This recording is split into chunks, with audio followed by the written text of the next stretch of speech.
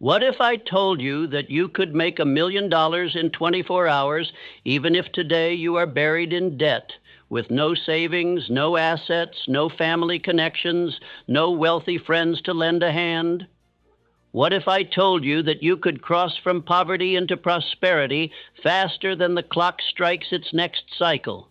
Even if you have failed in business, wasted years drifting, and find yourself now with nothing to show but regret? You would call me extreme. You would laugh in disbelief. You would whisper to yourself, "It cannot be so." But I tell you, I have seen fortunes turn in a single day. I have witnessed wealth rush toward a man as sudden as a storm, while his neighbor waited decades in vain. And I say to you now, it is not chance, it is not accident, it is not luck, it is law, a law hidden from the multitude because they would rather mock than obey. A law the rich will never shout from the rooftops because they know most men will not pay the price of definiteness. You are thinking, how? How could this be? Do not rush. If I were to give you the answer in one word, you would dismiss it as too simple, too unbelievable. That is why I will not hand you the treasure in a sentence. I will walk you into it law by law until your own mind cannot escape the conclusion. By the end of this speech, you will not only believe that great wealth can arrive in 24 hours, you will know why and how. But before I show you, let me place a warning before your eyes. If you treat this as mere entertainment, if you drift while you listen, if you take these words as inspiration but not as command, you will gain nothing.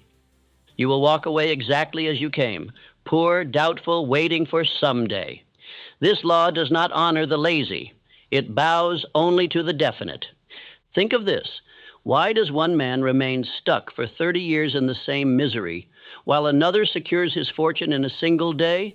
Why does one man accumulate nothing but bills and disappointment, while another walks into opportunity as though it were prepared for him alone? The difference is not education, not inheritance, not connections. It is something far greater, far more mysterious, and far more available to you than to the men who pretend to be your betters. Frank W. Gonzalez discovered it when he stood in his pulpit and declared, "What I would do if I had $1 million." He had no million, no wealthy allies, no earthly reason to expect that his words would be answered. Yet within 24 hours, the fortune was his. Not because of chance, but because his words carried definiteness, desire, faith, and decision. He preached as though the money were already in his hands, and by morning the world had obeyed him. This is the law you are about to hear. The law that riches flee from vagueness and leap toward definiteness. The law that time itself bends when desire burns white hot. The law that money, already in circulation, is drawn to the man who commands it with purpose. You will not hear this in schools. You will not hear this from the mouths of the rich, but you will hear it here. So listen carefully as though your future depends upon it, because it does. For the next few minutes, let every other thought fall away. Hold nothing but this question in your mind. What if I too could awaken tomorrow on the road to fortune? By the end of this speech, that question will no longer be fantasy. It will be a command you can issue, if you will. Introduction. The hour hand of riches obeys fire. You ask me how soon riches will answer your call. I tell you plainly, wealth comes at the speed of your burning desire, and not one moment sooner. Men wait on years, on seasons, on fortune, while the law of riches waits on them. If a man sets his heart aflame with such intensity that his thought becomes command, the world of causes bends swiftly, sometimes in years, sometimes in days, sometimes in hours.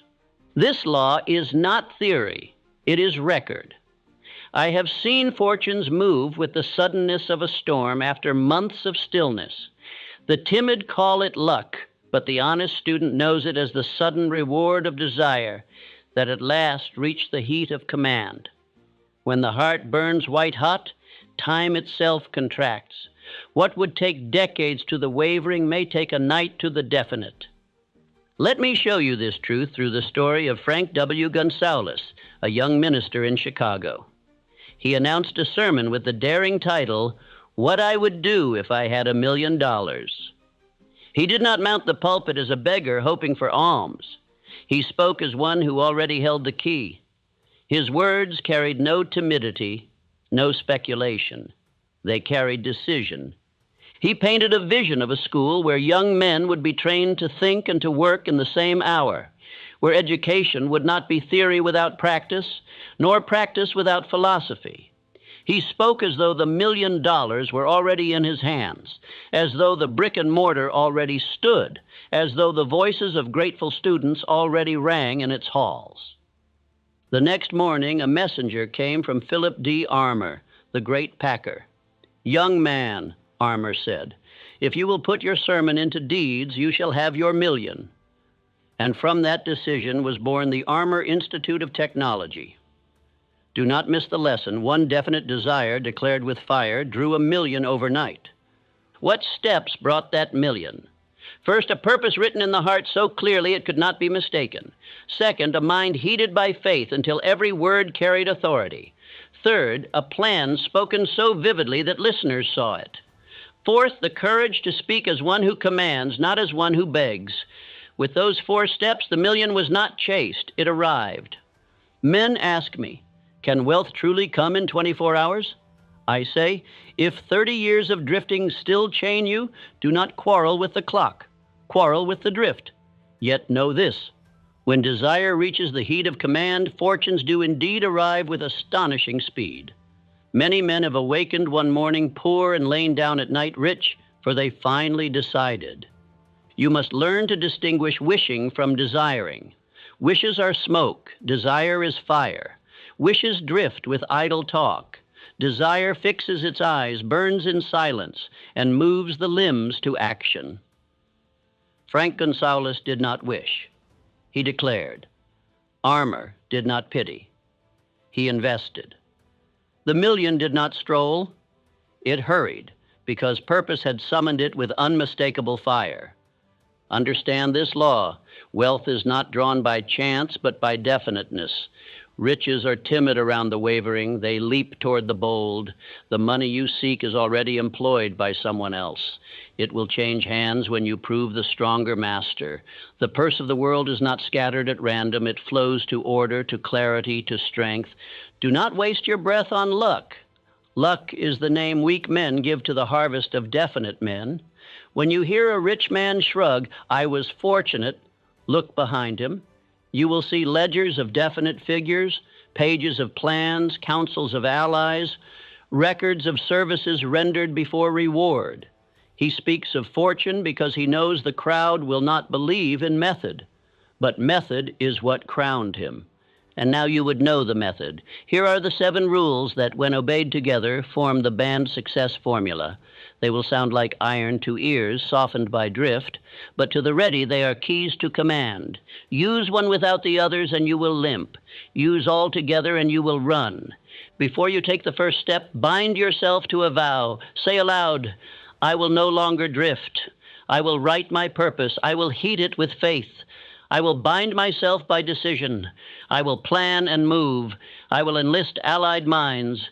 I will give more than I am paid, and I will insist upon results." That vow is your passport across the border that separates drifters from masters. Ask me again how soon wealth can arrive, and I answer with the story you have just heard. The distance between want and wealth was 1 night's sleep. The sermon was not magic. It was definiteness with heat. The same law is waiting upon you now. If your desire is lukewarm, do not accuse the law. Kindle your fire, and the hour hand itself will hurry. Rule 1, write the decree. The world obeys definiteness. Wealth begins not in vaults, but on paper. The first act of a master is to put his purpose into writing. The drifting man talks in clouds. The definite man writes in stone. Take your pen and decree the exact sum you will possess, the date by which it will be yours, and the service you shall give in return. A man who will not write will not reign. Paper without ink is the birthplace of drifting. You may speak with zeal, you may dream with fervor, but until you write, you have not yet commanded yourself. Kings of industry first became kings of a page. Rockefeller wrote his figures before he moved oil. Carnegie wrote capacities before he forged steel. Ford sketched lines of motion before machines marched. Writing is creation's first discipline. Do not think it childish to write sums and dates. Money is timid around vague men, bold with the bold. If you write with clarity, you impress your own subconscious and send forth an order that infinite intelligence can translate into circumstance.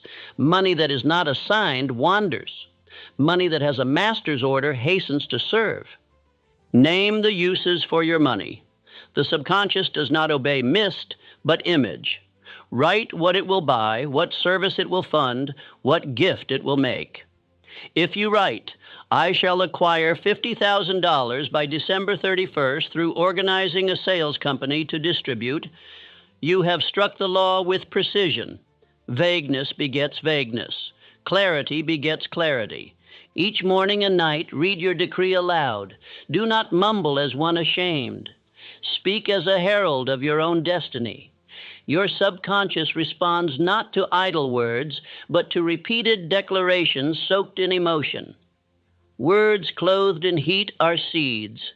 They fall into the deep soil of the mind, and there they root, bloom, and return as ideas, allies, and opportunities. Timid men reap timid harvests. They speak as though half afraid their words will be overheard by doubt. Speak as one who commands, not as one who begs. Speak with thanksgiving, as though the decree were already honored. Gratitude before possession is faith's signature. It convinces the subconscious that the wealth exists, and then it begins to arrange the evidence. Consider Edwin C. Barnes. He wrote his decree not on paper, but on his very life. He declared, I will be business associate to Thomas A. Edison. He did not say, I hope to work for him. He said, I will work with him. His appearance was shabby, his pockets empty, yet his decree was rich. In time, his body walked into the office where his imagination had long sat. The decree preceded the desk. Barnes's pen was his will. His ink was his determination.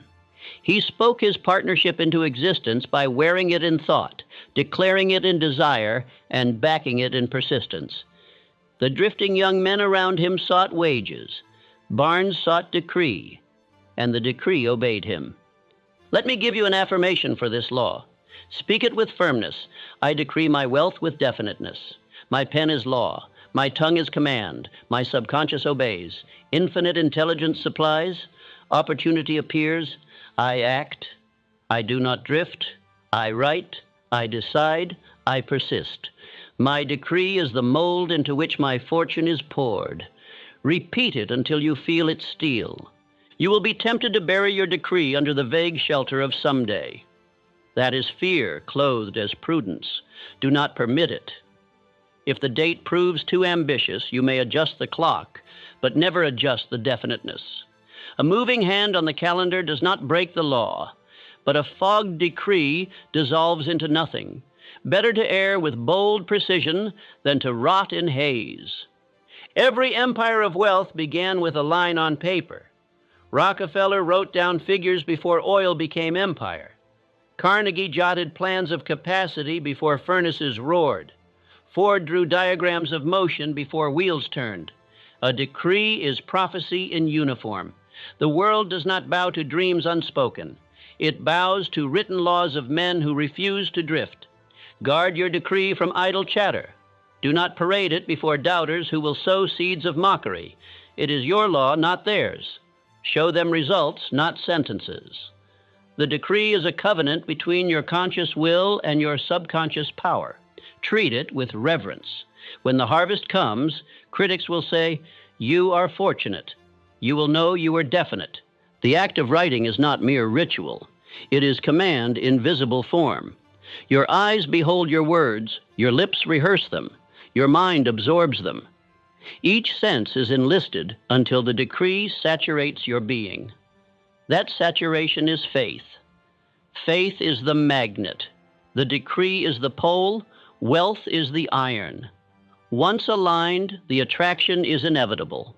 Say it again. My decree is my law. My pen is my throne. My words are my command. My fortune obeys me because I am definite. I am not a drifter. I am a master. I write, I speak, I act, and I persist. My decree precedes my riches, and my riches follow my decree. Barnes proved it. Rockefeller proved it. Carnegie proved it. You must now prove it. Take your pen, write, fix your sum, fix your date, fix your service, fix your plan, then speak morning and night. Carry it until your limbs obey it, until your mind sees it, until your life reveals it.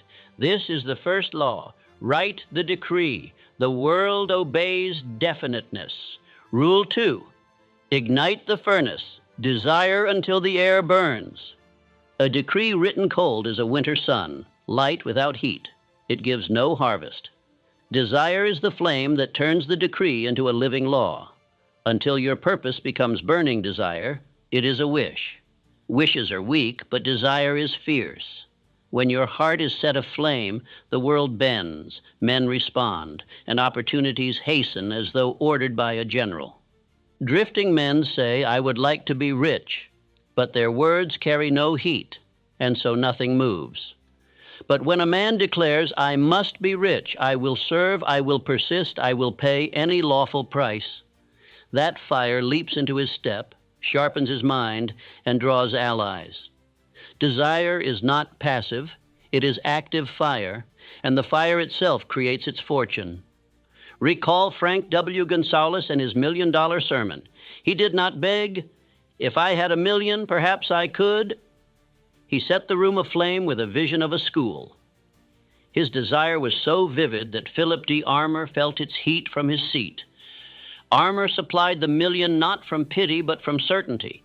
He saw a man already in possession of the desire. This is the secret. The world does not respond to empty wishes. It responds to burning certainty. Gonzalez spoke as though the school already stood. Armour invested in fire, not in frailty. One sermon, one white-hot desire, and $1 million appeared. That is the furnace. The desire itself is the magnet, the heat, and the proof. How then do you kindle such fire? Begin by seeing your aim with every sense awake. Picture what it looks like. Hear what it will sound like. Feel what it will bring. Count the cost you will pay, and count the blessings it will deliver. The subconscious mind is moved by vivid images. Lukewarm, vague fancies leave it cold. Tie your desire to service greater than yourself. The heart burns fiercest when it blesses others. Armour gave his $1 million not because of Gonzalez's need, but because of his vision to train youth. If your desire fattens only your belly, the soul will grow weary. But if your desire builds, blesses, and uplifts, infinite intelligence lends its fire. Desire transforms you into a magnet. You will notice books, men, and occasions moving toward you as iron filings to a charge. This is not witchcraft. It is the natural law of a mind finally definite. Desire gives off a fragrance. Buyers, helpers, investors catch it. Cold thought has no fragrance, but desire makes the air burn with conviction. Say with me, I permit no lukewarm thought. My desire is fire. It heats my word, quickens my step, and hardens my will. That heat draws men, money, and means. I deserve wealth because I serve greatly. I require wealth because my purpose is large. Desire is my furnace. I stoke it morning and night. Guard your flame. Every day has chillers, idle company, foolish jest, words of fear, and news of ruin. They are buckets of water upon your furnace. Keep close to men and books that fan your fire. Keep far from those who wet your wood. Desire grows not only by fuel, but by protection. A furnace covered with ash loses its heat. Barnes kept his fire alive for years before Edison saw it. 5 years he labored in humble posts, yet in his mind the fire never dimmed. He was already Edison's partner in thought long before the contract arrived. A weak desire would have grown cold. His burning desire made the years serve as fuel until the furnace broke open the door. Desire must be written, spoken, and guarded, but above all it must be felt. Without emotion, the decree is brittle. With emotion, it glows like steel. The subconscious mind answers emotion more quickly than reason. You must therefore feel your wealth before you hold it, see it before you touch it, live it in your spirit before you live it in your home. Repeat again, my desire burns like fire. I feel it, I live it, I command it. I attract men, means, and moments because I am aflame with purpose. I do not wish, I desire. I do not hope, I decide. My furnace glows, my destiny approaches. The timid will call you obsessed. Let them. Obsession with drifting is ruin. Obsession with definiteness is triumph. Every man who altered history was consumed by his desire. Lincoln desired unity, though the nation bled. Edison desired light, though the night mocked him 10,000 times. Ford desired wheels in every home, though experts laughed. Each kept the furnace burning. So must you. Let desire consume hesitation, devour excuses, and melt fear. Each time you speak, stoke the fire. Each time you plan, throw on more fuel. Each time you act, watch the flames leap higher. Wealth is timid with cold men. Wealth hurries toward the hot. Ignite your furnace until the air itself burns. Rule 3. Speak the law. Autosuggestion that turns brass into gold. Thought is a soldier, but words are the trumpet that sends it marching. You may think strongly, but until you speak, your thought has not yet become command. The subconscious mind does not argue with you. It accepts the voice of authority. And the only authority it recognizes is the word repeated with faith and emotion, spoken as law, never as chance. Autosuggestion is the channel through which desire and decree are carried into the subconscious. It is the means by which thought becomes flesh, the law becomes deed. The rich practice it daily, though they rarely name it. They repeat their decrees, they affirm their power, they picture their goal while speaking it. Brass thoughts are transmuted into gold actions through this steady repetition. Each morning, upon rising, take your written decree in hand. Read it aloud as one who issues orders to an army. Do not murmur as one doubtful. Stand firm, speak slow, feel every word. Say the sum, the date, the service, the blessing. Each night, before rest, repeat it again until your subconscious accepts it as a completed fact and begins to arrange the evidence in your life. Edison commanded his mind in this way. He did not sit waiting for inspiration like a beggar. He told his inner shop what to deliver, then went to work. He spoke to his subconscious with definiteness. I will produce light. Though thousands of failures came, the inner shop kept producing ideas until at last the decree was fulfilled. Say with me, I see the sum. I name the service. I declare the date. I bless the ones who will be served. I am calm, I am grateful, I am certain. My decree is done. The evidence comes to me. I act as though I already possess it. I walk as one whose order is fulfilled. Speak it until your tongue feels like a king's scepter. Do not hurry these words. Let them drop into your mind like seeds into black soil. Too many rush through affirmations as though they were chores. The subconscious does not respond to hurried sound. It responds to steady, heated declaration. Feel the decree. Speak with thanksgiving in advance. Gratitude is faith with work clothes on. It convinces the subconscious the harvest is already yours. Remember, faith and emotion are the heat. Words spoken cold are brass. Words spoken hot become gold. When you speak with passion, your subconscious accepts. When you speak with certainty, infinite intelligence responds. The inner court goes to work silently, gathering allies, arranging meetings, bringing insights, showing paths you had not seen before. But beware errors.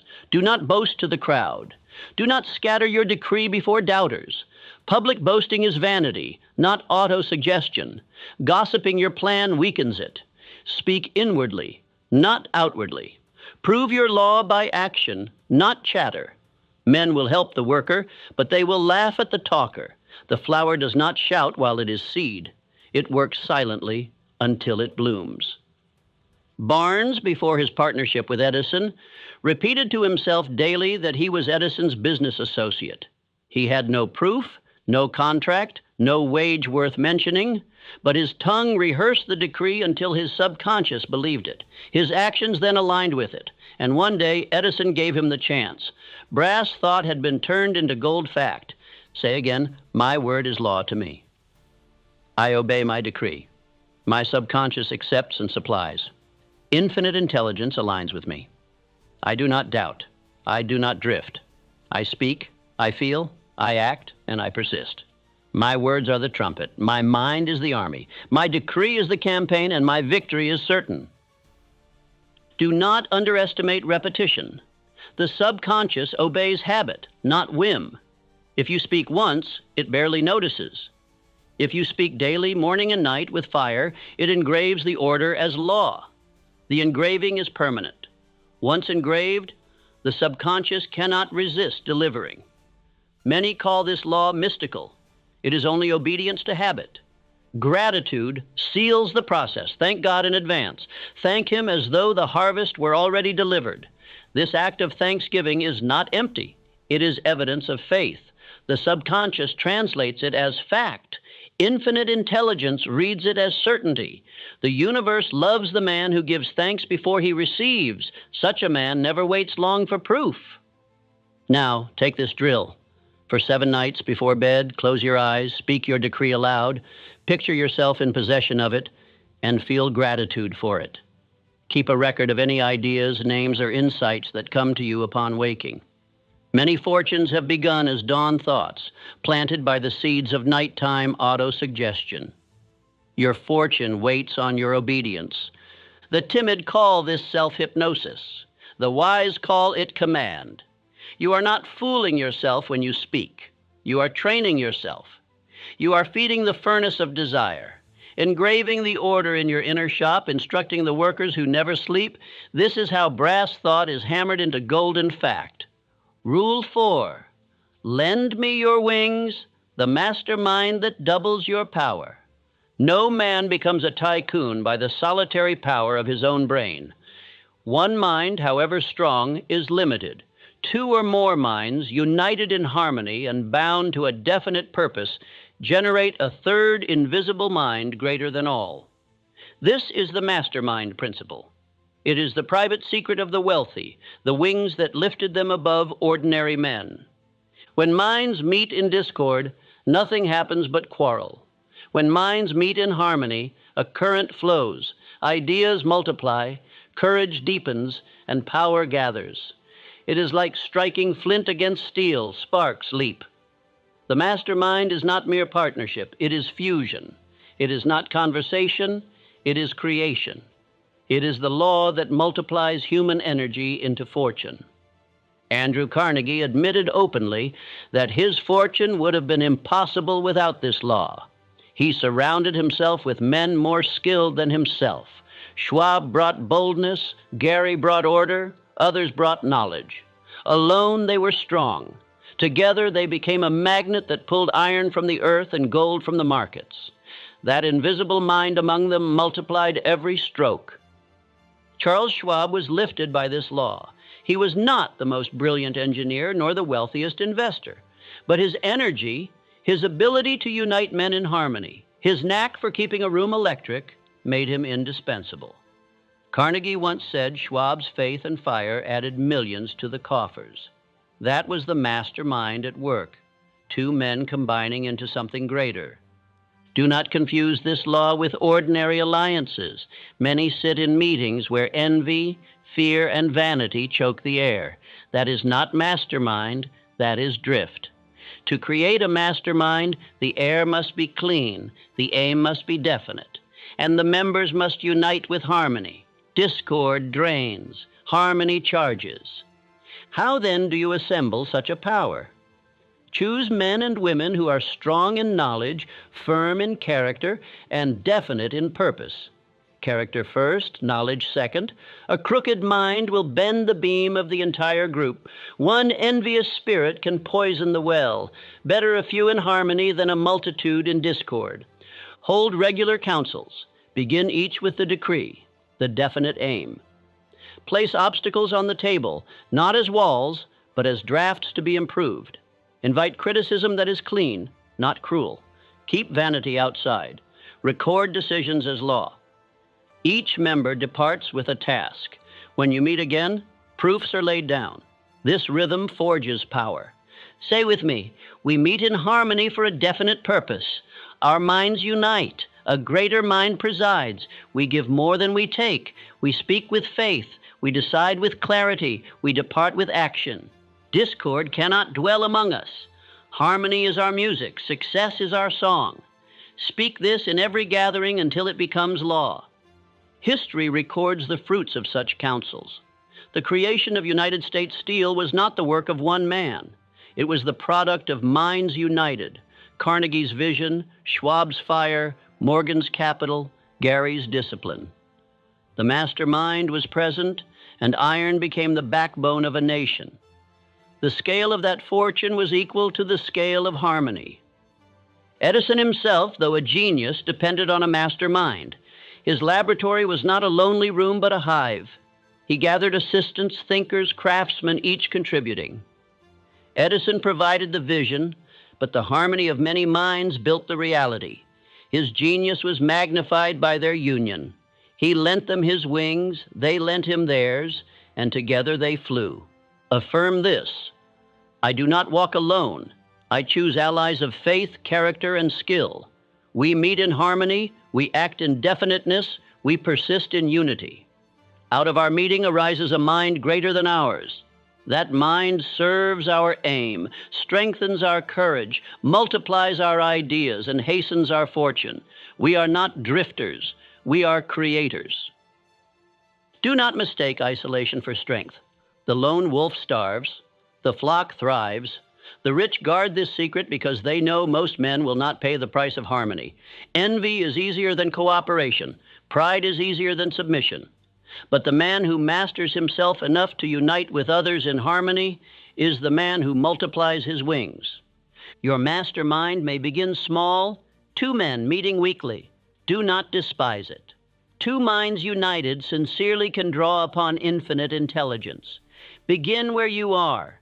Choose carefully. Meet faithfully. Keep harmony. Keep definiteness. Keep records. Watch how swiftly courage rises, plans multiply, and opportunities appear. That is the invisible hand of the master mind. Say again, we lend each other wings. Our harmony multiplies power. Our definiteness directs it. Our persistence sustains it. Our success proves it. Rule 5. Spend the day before you earn it. Go the extra mile this hour. The world pays most men only once by wage, but the man who will be wealthy is paid twice, once by his present purse, and again by the treasure his extra service buys. To render more and better service than you are paid for is the arithmetic of greatness. It is the seed law. No man who obeys it can remain poor, for the shadow of service is always reward. You cannot escape this law, whether you serve grudgingly or royally. If you serve with stingy effort, the shadow is poverty. If you serve with abundance, the shadow is wealth. The poor refuse this truth because it demands faith. They say, I will do more when I am paid more, but the rich discovered, I am paid more when I do more. Think of F.W. Woolworth. Before his chain of stores covered America, he was a clerk who swept floors. But he swept with care, watched customers, studied their desires. His extra service purchased tomorrow's counters. That dust on his broom was gold in disguise. His employer paid him a wage. The law of service paid him a fortune. Edwin C. Barnes, before he signed a contract with Edison, did the humble tasks others despised. He carried papers, fetched supplies, learned the machines, but he did them with the pride of a partner, not the complaint of a servant. His extra service proved his decree. Edison gave him the chance not because he begged, but because he demonstrated fitness through service beyond pay. Render more than you are paid for, and you are proving faith. You are declaring, I believe so fully in my future reward that I can afford to sow now. Faith without this act is pretense. Faith clothed in service is irresistible. Employers, investors, buyers, they all recognize this silent proof. Extra service is the advertisement of destiny. Say with me, I am paid by two masters, today's purse and tomorrow's treasure. I serve both. I give without counting. I do more than is asked, better than is required. Reward follows me like a shadow. I cannot escape it. I do not wait to be paid to serve. I serve, and therefore I am paid. The poor scoff at this, for they see only the short term. They believe giving extra is waste. But the wealthy know that the law never fails. Every extra seed finds soil. Every seed becomes harvest. The time of reaping may vary, but the certainty is fixed. Riches have no choice but to follow one who continually sows more than he harvests. Do not confuse this law with slavery. It is not about surrendering yourself to be abused. It is about giving quality, diligence, imagination, and care above the common measure. It is about surprising those you serve, improving their lot, delighting their mind, exceeding expectation. This enlarges you, trains you, and plants in the soil of tomorrow. Practical drill. Choose 3 beneficiaries today: an employer, a client, a partner. Write 1 bold improvement you can deliver for each. Act on it without announcement. Let the service speak. Record what happens. Repeat this for 7 days. You will see with your own eyes how swiftly unseen doors begin to open. Henry Ford built his empire upon this law. He paid men higher wages than his rivals, gave them better working conditions, and in return demanded efficiency. He went the extra mile for them, and they for him. The result was loyalty, speed, and profit multiplied. His motor cars carried the stamp of service beyond wage, and the world rewarded him without end. The extra mile is the toll road most men will not take. It is steep at the start, but smooth thereafter. At first it feels unrewarded, but in time you realize you have left the crowd far behind. There is little competition on the extra mile, for fear keeps most men on the ordinary road. If you will persist, riches will have no place to go but into your hands. Say again, I am the man of extra service. I do not count the minutes. I do not whine for wage before I work. I plant richly, therefore I harvest richly. My service is greater than my pay, therefore my pay must soon equal my service. I cannot be denied, for I cannot be stopped. I go the extra mile this hour. Every page of history proves it. Rockefeller gave service in organization that far exceeded the crude trade of his day. Carnegie built systems of steel stronger than any then imagined. Schwab offered enthusiasm, drive, and loyalty far beyond his salary. Each man was paid more than any of his generation because each gave more.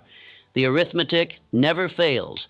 Let today be the day you stop measuring narrowly. Stop asking, what is in it for me now? Begin asking, what can I add that will multiply later? Each improvement, each extra care, each added value is a coin placed in the vault of the future.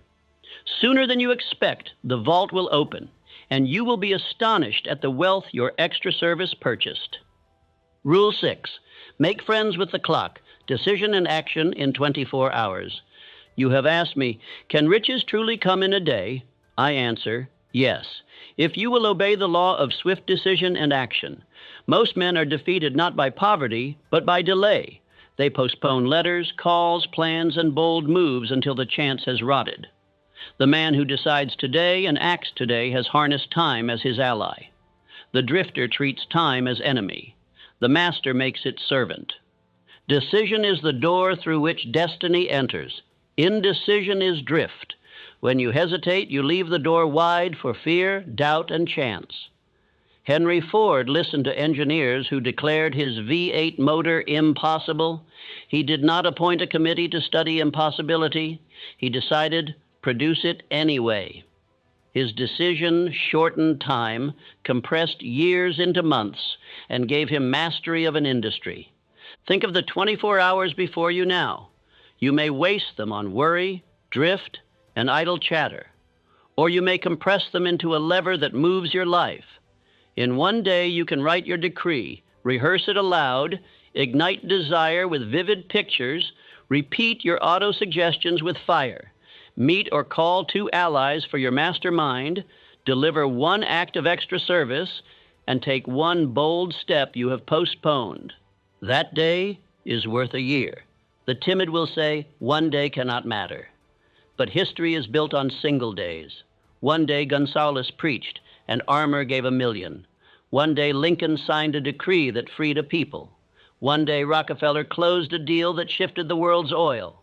Riches and power respect time because they are born in the decisive hour. You must learn to act while the day is yours.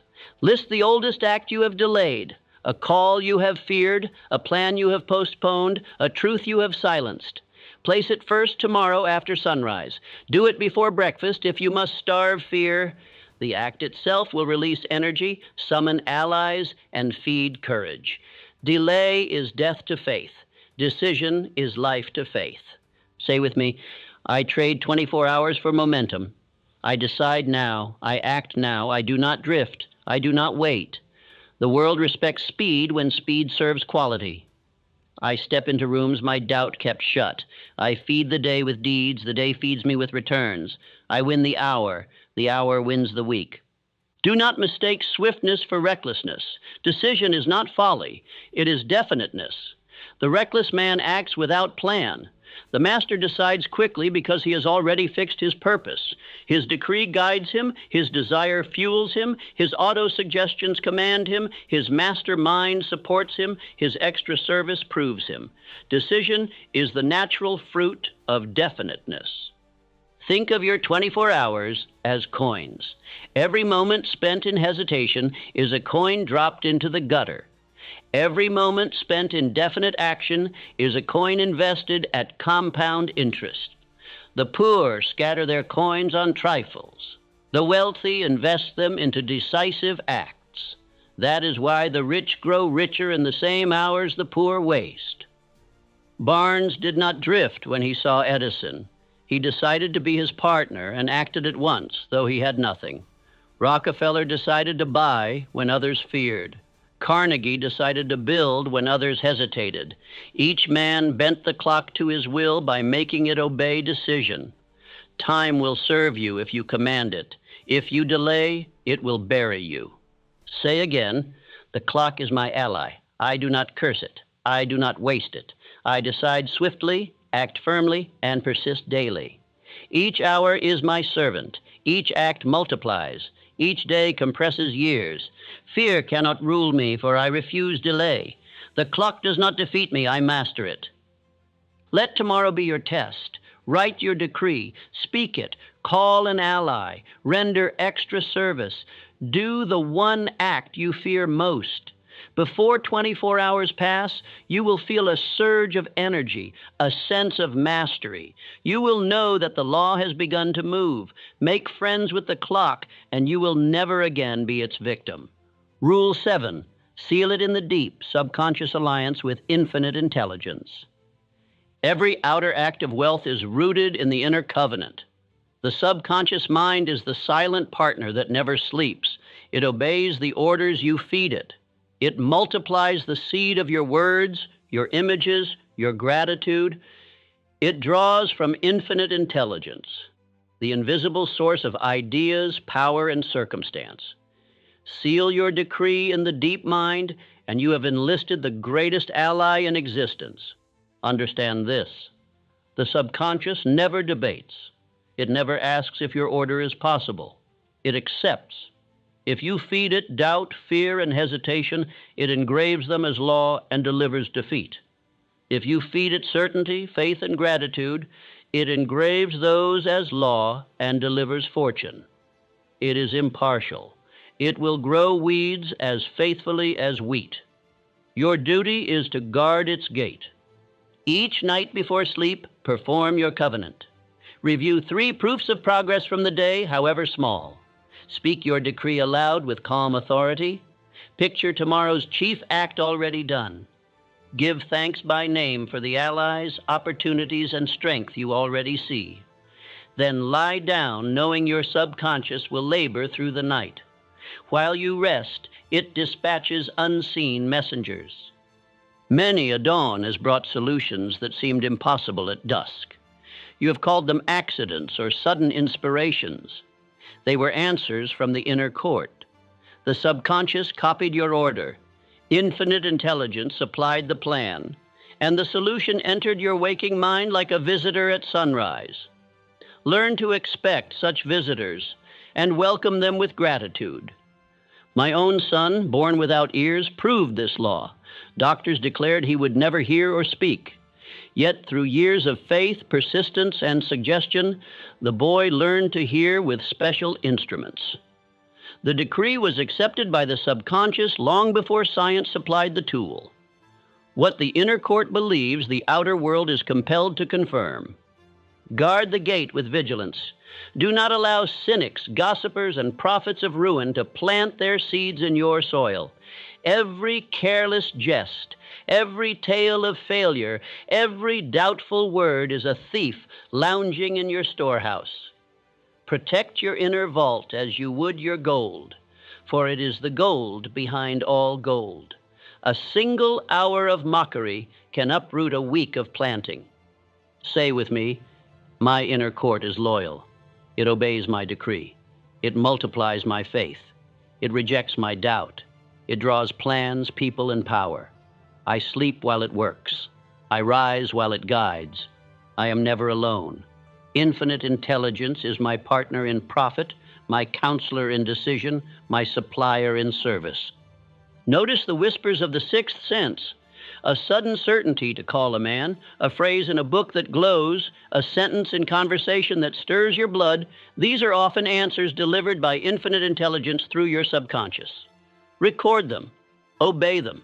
They are the guidance you asked for the night before. Many men ignore their answers because they arrive quietly. Establish a weekly ritual of renewal. Enter solitude. Read your decree again. Count blessings received. Mend one fault. Forgive one debt. Choose one bold act for the coming week. Send one message of gratitude to an ally. This simple practice keeps the inner covenant fresh, clean, and fruitful. Neglect it, and weeds creep in. Honor it, and wealth multiplies. Say again, my inner court is sealed. I feed it only faith, definiteness, and gratitude. I deny entrance to fear, envy, and doubt. It is my loyal servant and my trusted ally. Infinite intelligence hears through it, supplies through it, and guides through it. I am at peace, for I know my covenant is kept. You must believe this. Riches are not built only in the outer shop. They are forged in the silent factory of the subconscious. That is where the plans are drawn, the courage is built, the magnetism is created. Seal your decree in the deep. Guard it daily. Trust its unseen labor. Then watch how swiftly the outer world rearranges itself to obey your inner command.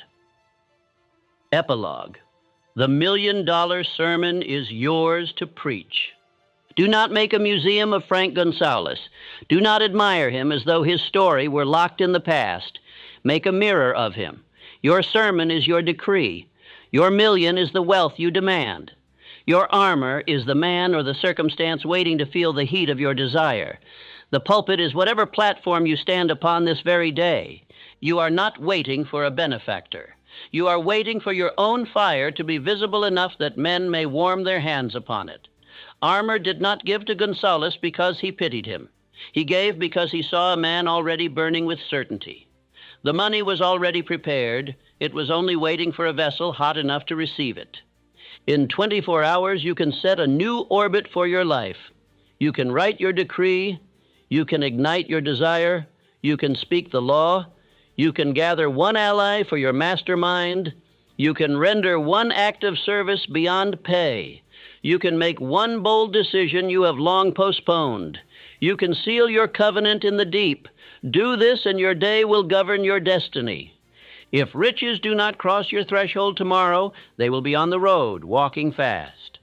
A man who moves 7 levers in a single day lengthens that day until it governs his future. The law of riches does not dally with the timid, but it hastens to meet the decisive. Speed is the reward of definiteness. Remember this: the secret the rich seldom tell is that their fortunes are not chance, but method. They guard silence because the multitude mocks method and prefers to dream of luck. But now you know.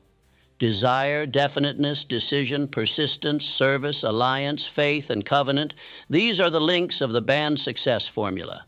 The chain is yours to forge or yours to ignore. Say with me, I decree my wealth and serve greatly. My desire is fire. My work is proof.